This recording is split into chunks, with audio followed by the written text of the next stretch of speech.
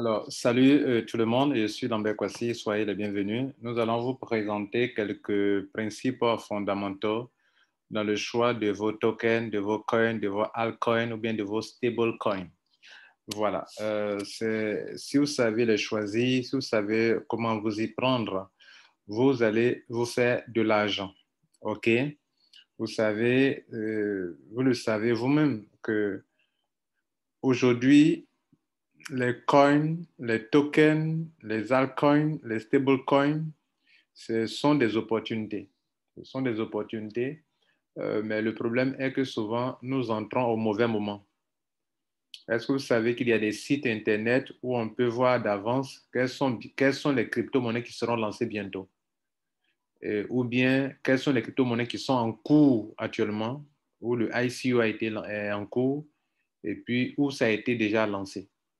La plupart d'entre nous, lorsque nous rentrons dans les ICO ou bien nous commençons, c'est lorsque la crypto a déjà atteint 0,00. Après le 0, la virgule, plus peut-être 2 fois 0, et c'est là que nous rentrons. Mais il y a des gens qui rentrent plus tôt que ça. Et quand tu rentres plus tôt que ça, avec 100 dollars, tu peux avoir des milliers de pièces, juste avec 100 dollars. Vous voyez, ceux qui sont des milliardaires en Bitcoin, c'est comme ça a été, les gars.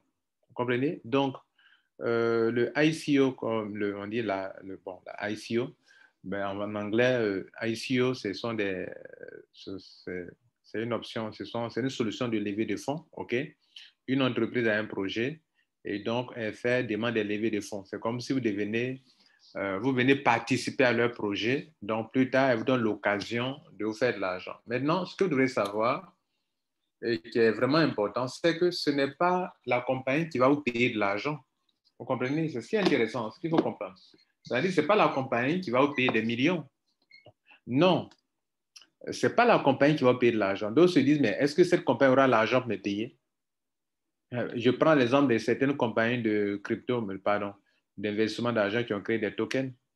Bon, elles ne sont pas toutes crédibles, mais souvent les gens se demandent, mais si elles n'arrivent pas à nous payer, mais comment ils pourront nous payer? En fait, ce n'est pas comment ça fonctionne. Le Bitcoin, vous savez qui a créé le Bitcoin? Est-ce que vous voyez une structure qui gère le Bitcoin? Mais comment les gens se font payer? Voilà la question importante. Comment les gens se font payer? On ne voit pas qui a créé le Bitcoin.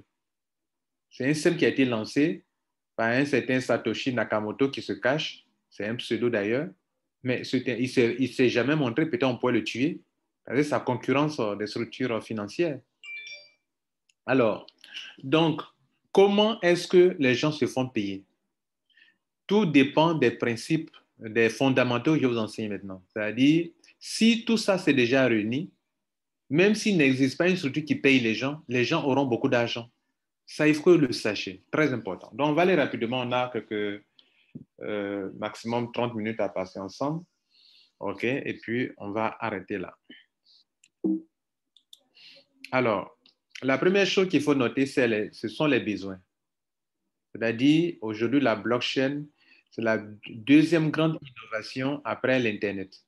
C'est-à-dire, selon le patron de Binance, c'est la plus grande innovation qui va impacter dans le monde plus que l'Internet. Vous comprenez? C'est-à-dire la blockchain va plus impacter plus que l'Internet. C'est une innovation importante pour notre siècle et donc la blockchain va beaucoup impacter. Donc, ça veut dire quoi? La blockchain vient répondre à des besoins. Auparavant, l'homme était au centre de toute chose. C'est l'homme qui contrôlait tout. Aujourd'hui, la blockchain permet de décentraliser. Tout ce qui était centralisé dans la main de l'être humain, on va décentraliser. C'est-à-dire, on ne va plus mettre l'homme au centre de la gestion de ses services ou bien de ses choses. Du coup, ça devient plus transparent. Du coup, les erreurs seront de moins en moins,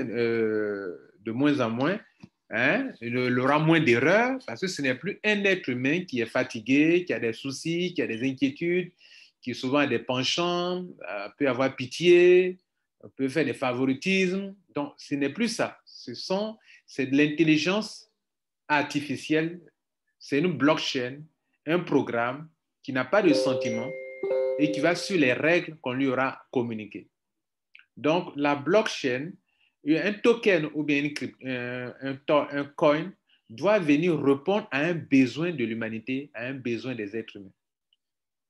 Et c'est la première chose, quand il parle des principaux fondamentaux, les principaux fondamentaux, OK? Ce sont les, en tout cas, les choses sur lesquelles il faut se baser, les fondements, s'il vous plaît, OK? Sur lesquels il faut se baser pour choisir une crypto-monnaie. La première question est de savoir, ben, ça répond à quel besoin juste. On ne rentre pas comme ça parce qu'il faut rentrer. Parce que si vous rentrez comme ça parce que bon, c'est moins cher, ou bien parce que vous êtes parmi les personnes, vous n'êtes pas en train de faire quelque chose de grand, hein, parce que bon, on peut rentrer tout de suite et puis bon, c'est pas parce que c'est moins cher qu'on paye. D'autres disent que bon, voilà telle crypto-monnaie. Quand le Bitcoin avait commencé, ceux qui avaient cru plus tôt sont devenus des milliardaires aujourd'hui. Donc voilà une crypto, il faut acheter, il faut acheter. Non, les gars, on ne rentre pas comme ça parce que c'est moins cher. Non, on ne rentre pas parce que c'est moins cher. On rentre d'abord parce que ça va venir, ça résout un problème de l'humanité. Vous comprenez? Je vous ai parlé sur ma chaîne YouTube de la monnaie, le MTO. Le MTO, c'est le Merchant Token, le token des compagnies de e-commerce. Merchant, quand on parle de merchant sur les boutiques en ligne. Merchant Token, vous comprenez? Le MTO. Ça vient répondre à un besoin. Les gens ont besoin de faire des achats en ligne, d'autres vont utiliser PayPal, d'autres vont utiliser telle chose. Donc, pour finir, on crée un token qui sera utilisé avec des solutions de paiement qu'on peut intégrer à des sites web, à des sites Internet, hein, où les gens vont utiliser ça pour faire beaucoup de choses. Vous comprenez? Bien.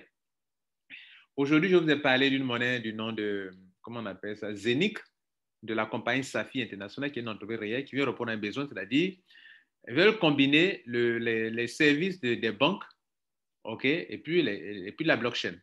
Voilà. Être comme une plateforme qui fait la liaison entre les services bancaires et la crypto-monnaie. Ça répond à un besoin. Il y a plusieurs besoins. Maintenant, il est question de savoir est-ce que le besoin là, c'est vraiment un vrai besoin qui est vraiment enfin, dont la solution est incontournable pour l'humanité. C'est à ça qu'il faut réfléchir. Donc, quand je vois ce genre de solution, tout de suite, moi, ça m'intéresse. C'est que ça, au moins, ça répond à un besoin. Qu'il pleut, qu'il neige, tout le monde sera intéressé par ça. Voilà. Donc, les besoins. Quel est le besoin auquel ce token répond? Quel est le besoin auquel cette crypto-monnaie répond? Ce altcoin, ce coin répond. Par exemple, je vais vous donner un exemple. Dans ces derniers temps, vous avez entendu parler aussi sur ma chaîne de Etherconnect. Mais Etherconnect va faire quoi? Etherconnect va mettre sur place la plus grande révolution qu'on a jamais eue en matière de finances décentralisées. D'abord, quand on parle de défis, c'est grâce à la blockchain qu'on ne donne pas de défis, des systèmes de open source où ça n'a pas un être humain qui gère. C'est-à-dire ce qu'on appelle le yield farming en anglais. Yield farming, c'est-à-dire c'est un grand stock d'argent qui est là, OK, où on peut venir prendre, mais avec des garanties, et c'est décentralisé. Ouais, ce n'est pas un être humain qui est là qui gère, c'est décentralisé aussi également. Vous comprenez? Donc ça, c'est quelque chose d'important. Les traders ont besoin de stock d'argent, de liquidité pour trader. Vous comprenez? Les traders ont besoin d'argent. D'autres aussi n'ont pas besoin de faire l'échange. C'est-à-dire, moi, j'ai du Bitcoin, je ne vais pas échanger en Ethereum. Je vais garder mon stock de Bitcoin et je vais avoir un stock d'Ethereum. Donc, je peux proposer des garanties en ligne qu'on appelle le collateral en anglais, hein, des garanties en ligne. Vous comprenez? Et donc, on peut même avoir qu'à parler d'assurance, avoir une assurance qu'on paye en ligne pour sécuriser tout ce qu'on fait.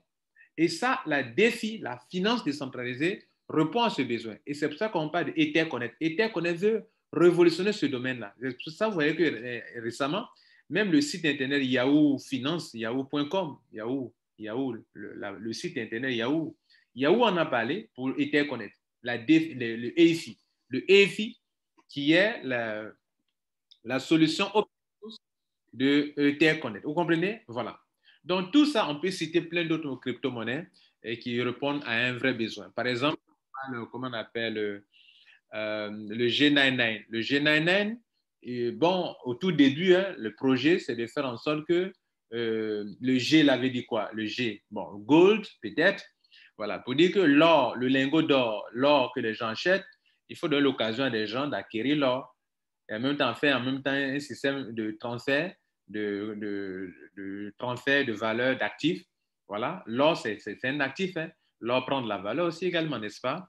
Et donc, faire en sorte que les gens puissent acquérir l'or par des solutions de crypto-monnaie, etc. Bon, et c'est que dans le projet de G99, il y a beaucoup de choses qui sont dedans. On peut faire aussi, on peut avoir les masternodes, etc., etc. OK? Bien. Bon, bref, je vais vous dire que votre token, votre crypto-monnaie dans lequel, bon, le token dans lequel vous voulez mettre votre argent, le coin dans lequel vous voulez mettre votre argent, ne vous basez pas sur le prix pour dire, bon, comme c'est moins cher, ceux qui sont rentrés dans Bitcoin et puis ils se sont enrichis, c'est pareil, c'était moins cher. À l'époque, ils ont mis des millions dedans, ils ont mis, par exemple, ils ont mis des milliers, $100, $200, ils ont eu des milliers et aujourd'hui, ils sont riches. Non, tu peux mettre des $100 sur une monnaie qui ne coûte rien et qui ne répond à aucun vrai besoin et ça n'ira nulle part. Tu ne seras pas riche pour cela. Voilà. Donc, le premier élément, le besoin. Le deuxième, quelle est la solution? C'est vrai le besoin, mais est-ce que la solution, c'est une vraie solution? Tout à l'heure, j'ai parlé de comment on appelle, de défis. Les défis, quand on parlait sur Internet, vous allez trouver plus d'entre eux qui parlent de défis aujourd'hui. Le défi, la finance décentralisée. Mais est-ce que les solutions que les compagnies de crypto-monnaies proposent là, est-ce que ce sont de grandes solutions? Vous comprenez? Aujourd'hui, on parle de Ether qui a proposé le EIFI comme solution décentralisée. Mais est-ce que vous savez que d'autres compagnies parlent de défi aussi? Allez-y taper sur, comment on appelle, sur BSCAN ou bien sur Etherscan, et puis vous voyez les tokens qui portent le nom de défi, la finance décentralisée. Il y en a plein. Il y a plein de projets de finance décentralisée. Vous comprenez? Voilà, il y a trop de tokens qui concernent la finance décentralisée, où on parle de défi, financial decentralized. OK? Alors, est-ce que votre solution là est une vraie solution? Le besoin est là, on sait bien. Tu veux répondre à ce besoin-là, mais est-ce que tu as une bonne solution? Est-ce que ton token là répond de façon réelle à un vrai besoin? Est-ce que ce besoin est vraiment répondu? Est-ce qu'on a la solution vraiment à ton token, à ton truc? C'est vrai, tu dis que ça va répondre à ça, mais est-ce que dans la pratique, ça répond vraiment? Donc, ça veut dire qu'à ce stade-là, les utilisateurs ne vont se pencher. Les utilisateurs, c'est important, on le verra tout à l'heure. Les utilisateurs vont se pencher que sur la solution qui est vraiment une grande solution. Si ton truc ne répond pas à un besoin réel, mon frère, eh bien, tu vas beau le faire, mais les gens ne vont pas aller mettre de l'argent dedans. Hein. Voilà. En fait, ceux qui s'y connaissent, ceux qui connaissent ces fondamentaux, ils sont dans le lycée là, ils ne vont pas aller mettre de l'argent. Tu dis c'est une solution, mais pour nous, ce n'est pas une bonne solution. Vous comprenez? Quand on voyait le EIFI de Ether qui prend la valeur rapidement, vous savez pourquoi? C'est parce que les gens savent qu'ils ont créé un système open source. Open source, ça veut dire que ce n'est pas un être humain qui est là, qui gère. C'est un robot qui est en ligne. Vous voyez que quand vous faites un retrait sur Ether, c'est automatique. Ce n'est pas un être humain, ça sera en pending. Bon, le monsieur, il est content, il va valider. D'autres ont reçu leur paiement, d'autres n'ont pas reçu leur paiement. Après, demain, il vient encore continuer un peu. Non, ce n'est pas ça. Tu lances un truc, tu veux faire un emprunt, tu veux faire l'emprunt, tu veux faire un prêt, tu veux faire le prêt, tout de suite, automatiquement. Tu valides le montant que tu veux, tu peux apporter les garanties, c'est OK. Tu veux faire un retrait, un change, tu échanges une crypto, tout de suite, automatiquement, c'est fait. C'est fait automatiquement. Les intérêts sont partagés rapidement, tout de suite. Chacun reçoit sa part. Vous voyez que ça, c'est du open source. C'est une grande solution. Donc, ça veut dire quoi? Des compagnies proposent le système de défi, mais la solution de comment on appelle, de Ether va venir impacter plus que ceux qui proposent les solutions de défi. Voilà, de finance décentralisée. Voilà. C'est-à-dire, on ne veut pas que l'homme soit au centre maintenant. On veut un système qui est là, qui gère l'argent automatiquement. Dans tout ce qui concerne l'argent, assurance, emprunt, prêt, garantie, tout ce qui concerne l'argent. Vous voyez là? Et ça partage aussi les dividendes pour ceux qui détiennent ces tokens-là. Automatiquement, tout le monde est gagnant. Comme pendant que vous mettez quelqu'un, tout est partagé, vous voyez, les choses prennent de la valeur, on peut faire une plateforme d'échange, tout est automatisé, tout est automatisé. Ouais, ça, c'est une grande solution. Et c'est ça qui peut attirer du monde. Vous comprenez? Bien. Troisième chose importante, il faut avoir une forte communauté. Il faut avoir une forte communauté. Si votre token n'a pas une forte communauté, déjà, elle est mal partie. Elle est mal partie. Elle est mal partie. Donc, par exemple, les crypto-monnaies, vous voyez que ça va rapidement, c'est parce qu'elles ont une forte communauté. Il y a des crypto-monnaies qui ont déjà tapé presque 6 ans, elles n'évoluent pas. Pourquoi? Parce qu'il n'y a pas beaucoup d'utilisateurs. Mais donc, on revient en arrière. Pourquoi il n'y a pas beaucoup d'utilisateurs? Parce que ça ne répond pas à une vraie solution. Comment on appelle alors? Ça ne répond pas à une vraie solution. Ce n'est pas une bonne solution. Ce n'est pas une grande solution.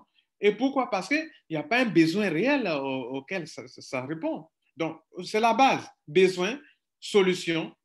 Et si c'est une grande solution, les gens me vont aller vers. Les gens me vont aller vers. une solution pour tout le monde. Là, en tout moment, ça a attiré du monde. Et quand ça attire du monde, alors ça a créé une grande capitalisation. Et s'il y a une grande capitalisation, en divisant, la capitalisation, c'est la base, c'est l'une des bases importantes des tokens. Vous comprenez? Pourquoi le Bitcoin atteint aujourd'hui tel montant, 36 000 $? Parce que la capitalisation, quand vous divisez la capitalisation par le nombre de pièces, ça donne le prix de la chose. C'est pour ça qu'on dit que sur le marché des actifs numériques, en fait, des actifs, c'est l'offre et la demande qui fixent le prix. Alors, qu'est-ce qu'on appelle, comment on appelle, je ne sais pas si a sauté cet élément-là. Voilà, j'ai sauté un élément. Il y a la capitalisation, d'une part, et il y a le nombre de pièces, d'autre part. Comprenez? Voilà. Donc, quand il n'y a pas de capitalisation, c'est la demande. Donc, vous avez une forte communauté, vous pouvez avoir une forte demande qu'on appelle la capitalisation, c'est-à-dire l'argent que les gens déposent sur la table pour obtenir cette crypto-monnaie. Et donc, si la capitalisation est forte, alors la crypto-monnaie va prendre de la valeur. Donc, capitalisation. En même temps, il ne faut pas omettre un élément important que je n'ai pas laissé ici, qui est que j'ai cru que c'était fait, mais je n'ai pas mis sur mon PDF, je n'ai pas mentionné, mais qui est important, prenez ça en compte. Après la grande capitalisation qu'il faut avoir, il faut connaître le nombre de pièces. Le nombre de pièces, par exemple, le Bitcoin, on n'a que 21 millions de pièces. Pour des milliards d'êtres humains sur la Terre, on n'a que 21 millions de pièces. Donc, quand vous divisez la capitalisation, qui est une somme d'argent en dollars ou en euros ou en livres sterling, quand vous divisez ce montant par le nombre de pièces, ça donne le prix de la crypto-monnaie. Et c'est pour ça qu'on dit que c'est l'offre et la demande. L'offre, c'est quoi? C'est le nombre de pièces. La capitalisation, c'est quoi? C'est l'argent que dans le monde entier, les gens ont déposé pour acquérir cela. Donc, vous voyez que c'est surtout ce système-là, ça peut facilement vous enrichir parce que c'est une science exacte. Vous comprenez? Regardez ici, prenons l'or, le lingot d'or.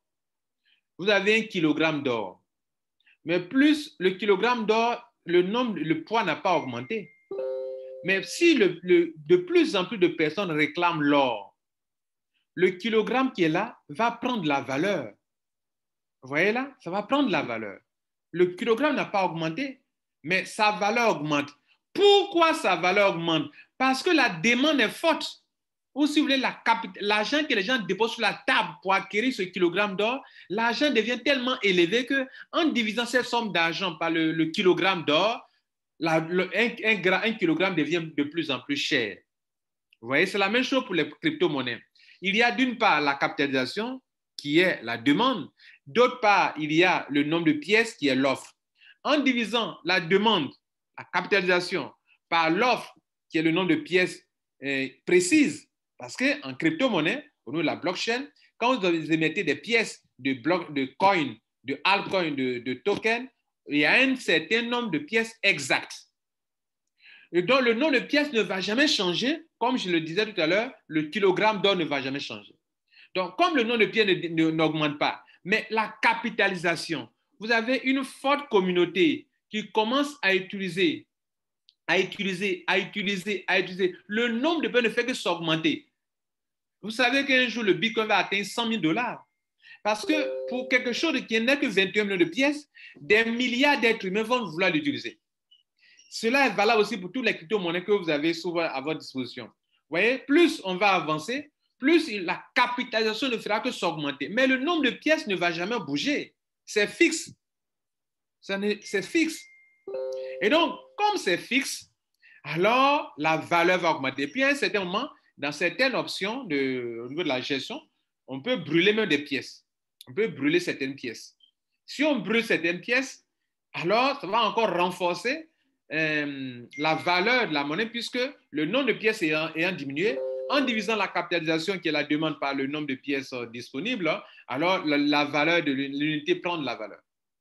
Voilà, mesdames et messieurs, deux éléments, un autre élément important dont j'ai parlé de capitalisation qui est la demande et le nombre de pièces qui est l'offre. Il ne faut pas oublier le nombre de pièces. Donc souvent, il faut se demander aussi quel est le nombre de pièces. Bien. La chose la plus importante encore, ce sont les experts et les programmeurs que vous devrez avoir. Vous devez avoir des experts dans le domaine. Il y a des projets qui ont capoté, les gens sont dans le truc, ça n'a pas avancé parce qu'il n'y a pas d'innovation. Il n'y a pas d'innovation. Mais si vous n'avez pas de grands programmeurs, comment vous pouvez innover? Je donne un exemple. Récemment, comment on appelle Interconnect, ils ont lancé le système. C'est en train de tellement d'impacter le monde entier que des faussaires sont venus créer un nom comme EIFI, comme étant la monnaie d'Etherconnect. Pourtant, ce n'est pas la monnaie d'Etherconnect. Ils sont en train de faire des échanges sur des plateformes d'échange en créant un faux token. Alors, qu'est-ce que la compagnie a fait? Tout de suite, les experts doivent agir. Ils disent qu'ils vont modifier, ils vont changer le smart contract. Supposons que toi, vous avez une équipe qui ne maîtrise rien de tout ça. Là. Voilà un obstacle qui est là. Ce n'était pas prévu que des faussaires allaient créer un autre token du même nom pour essayer de tromper la vigilance de ceux qui ne font pas assez de recherches. Alors, vous êtes bloqué. Il peut y avoir la concurrence peut créer quelque chose de mieux que ça. Qu'est-ce que vous proposez, vous? Vous comprenez? Il peut y avoir des attaques. Qu'est-ce que vous proposez, vous? Donc, si pour qu'un projet puisse avancer, il faudrait qu'il y ait des experts. Comprenez? Je vais vous donner un exemple. Je cite les monnaies que vous connaissez, les cryptos que vous connaissez. Etherconnect. Etherconnect était là en 2017-2018. Ils ont impacté le monde entier par leur expérience, par leur savoir-faire. Et Etherconnect vient sur le marché, et puis Bitcoin vient sur le marché, et puis ils disent que c'était nous qui étions là en 2017-2018. On nous a fait fermer parce que ce n'était pas encore bien réglementé. Maintenant que c'est réglementé, nous venons en tant que sous le nom Etherconnect, mais le même logo. Pourquoi ils disent que c'est eux qui sont là? Parce que le monde entier, ceux qui les connaissent savent que ceux-là, ce n'est pas un petit groupe qui est là, c'est un groupe d'experts. Vous voyez, non? C'est un groupe d'experts. Et ça, c'est le côté qui m'a beaucoup marqué au niveau d'Etherconnect. Si moi j'ai mis assez d'argent à Etherconnect, c'est parce que le fait qu'ils ont été transparents et qu'ils ont dit, parce qu'en 2017-2018, des gens ont eu beaucoup d'argent, mais il y a des gens, à peine ils sont rentrés, qu'on les a contraints enfermés. Donc, ils savent bien que des gens étaient mécontents. Mais ils pourraient se cacher sous un autre nom pour dire que, bon, on vient lancer un système qu'on appelle DeFi, EIFI, Etherconnect, sans parler de Bitconnect, n'est-ce pas? Mais ils ont dit que c'était nous. Mesdames et messieurs, vous qui êtes en ligne avec moi aujourd'hui, il y a beaucoup de compagnies dans lesquelles on a perdu notre argent, mais elles sont revenues encore sous un autre nom. On a mis notre argent dedans encore. Elles sont disparues, elles sont revenues sous un autre nom encore. Peut-être que depuis que tu es sur Internet, la même compagnie qui a volé ton argent, elle est revenue 3 fois. Mais tu ne sais pas que c'est elle. Tu as mis encore ton argent dedans encore, sans savoir que c'est elle. Parce qu'elle n'ose pas te dire. Elle change le nom, le domaine, elle change le nom et puis elle revient. Bref, c'est pour vous dire quoi? Quand Etherconnect dit que c'est moi qui étais là en 2017-2018, c'est parce qu'ils savent qu'ils ont une force de grands experts, de grands programmeurs pour créer un système révolutionnaire que Yahoo même affiche. Yahoo et puis d'autres plateformes affichent qu'ils sont en train de mettre sur pied un système révolutionnaire. Pourquoi? Parce que c'est une question d'intelligence artificielle. C'est une question d'expérience. Il faut être le plus canqué, comme on disait à l'école. Il faut être vraiment quelqu'un qui est vraiment professionnel pour proposer quelque chose. Aujourd'hui, c'est la guerre des cerveaux, les gars. Ce qui se passe, c'est la guerre des cerveaux. Les tokens derrière lesquels vous n'avez pas des experts vont fermer. Ils vont fermer. Ou bien ils n'auront pas une forte communauté qui séduit parce que, écoutez-moi les gars, écoutez. Quand il parle de forte communauté, c'est quoi? Regardez ici. Pourquoi les gens vont rester avec vous? Vous-même, regardez ici. Qu'est-ce qui nous séduit? Moi, par exemple, qu'est-ce qui me séduit à Etherconnect, par exemple? Excusez-moi de citer certains noms, parce que je parle des experts. Regardez, tu lances ton retrait, à l'instant, on te paye. Tu fais ton change automatiquement. Tu fais ton change, c'est-à-dire tu as du ECC, tu peux convertir à l'instant I. En 30 secondes, tu lances un retrait même de $1000, à l'instant I, c'est payé en Ethereum. Et écoutez, mais ça séduit le monde. Ça attire une forte communauté. Hein? Je vous ai parlé tout à l'heure de comment on appelle, j'ai publié un truc ce matin sur comment on appelle Zenic. Zenic te permet de faire quoi? De miner. Pour faire le minage et avoir beaucoup de trucs, il faut quand même assez de moyens pour l'équipement, tout cela.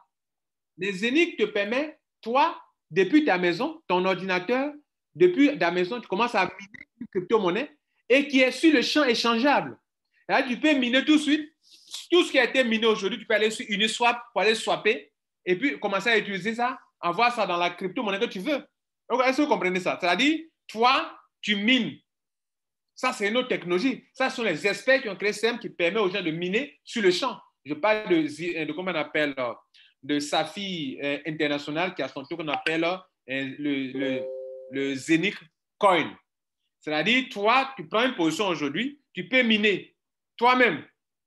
Et chaque jour, il te mine des choses, il te donne des choses qui te permettent de pouvoir te faire de l'argent. Donc, il faut des experts en programmation et des experts en blockchain pour que tout le parcours que vous allez parcourir, tout le temps que vous allez parcourir là, il y ait des mises à jour, il y ait des choses, des modifications et que la compagnie soit toujours à la pointe de la technologie.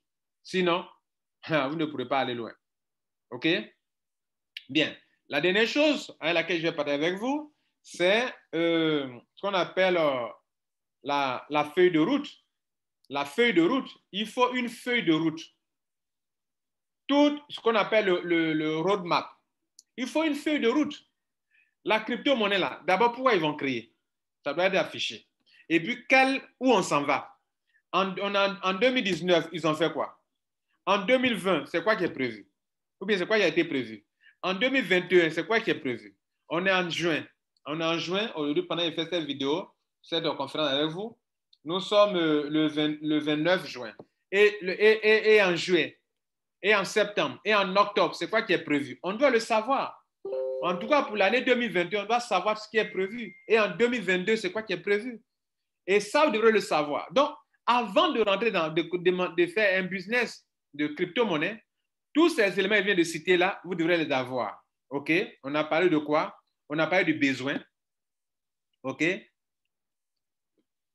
Donc, tout ce qu'on vient de citer, c'est quand l'argent sera une conséquence de toutes ces choses que nous avons listées, à savoir le besoin, à savoir la solution, à savoir une grande communauté, 4, une grande capitalisation, 5, le nombre de tokens, 6, comme on appelle des experts, et puis 7, des experts qui vont gérer la programmation de tout ça, et puis 7, comme on appelle une feuille de route. Au moins, quand ces 7 choses sont bien réunies, que vous avez bien étudié, l'argent est une conséquence. L'argent sera vous allez vous faire de l'argent, même avec $100. Mais surtout aussi, il faut aussi rentrer au bon moment aussi également.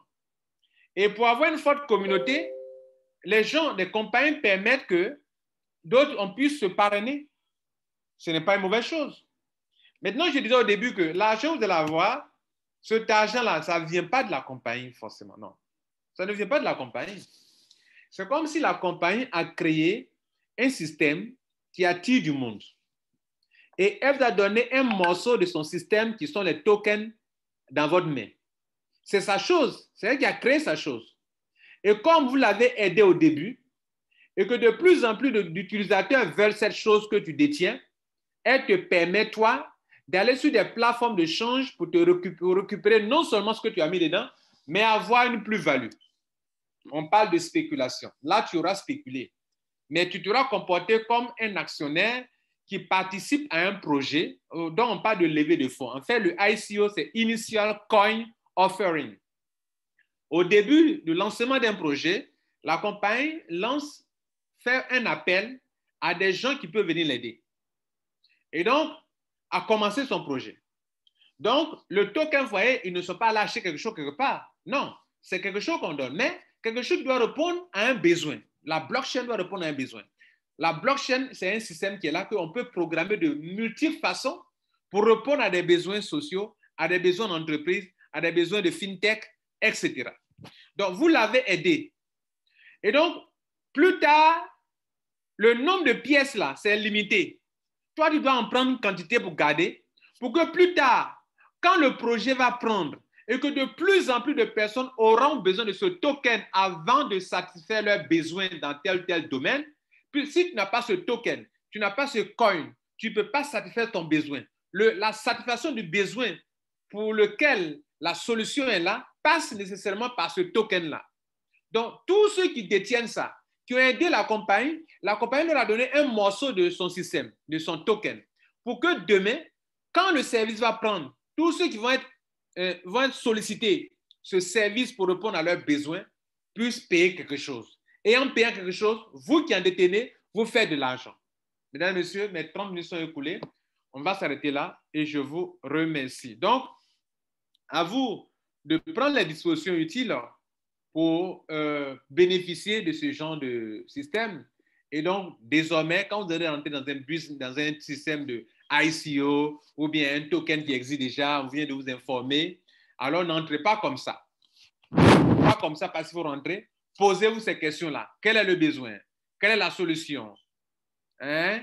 Est-ce qu'il y a une forte communauté? OK?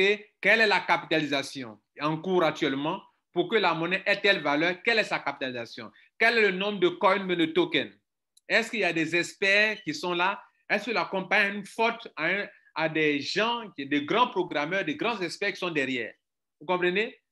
Vous voyez? Voilà. Je vous ai donné l'exemple de tout à l'heure d'Etherconnect. Moi, j'ai misé plus d'argent dans Etherconnect que dans tout autre système que j'ai eu à faire en ligne dans ces 2 dernières années. Pourquoi? Parce que je sais qui est derrière Etherconnect. Je sais la communauté. D'abord, ils ont une forte communauté. Et puis, 2, ils ont des experts qui sont capables de programmer des choses en open source. Peu de compagnies sont capables de faire ça. Programmer des choses en open source où tout est automatisé. Même les retraits, tout est automatisé. Faire des prêts automatisés, des emprunts automatisés. Pour faire la finance décentralisée, il faut avoir des experts qui gèrent ça, qui maîtrisent la blockchain. Et ça, c'est important.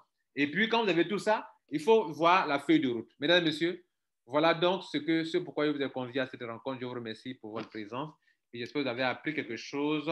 Voilà. Si vous voulez faire beaucoup d'argent, alors tenez compte de ça. Et puis, quand vous rentrez aussi, sachez en profiter. Je vous remercie.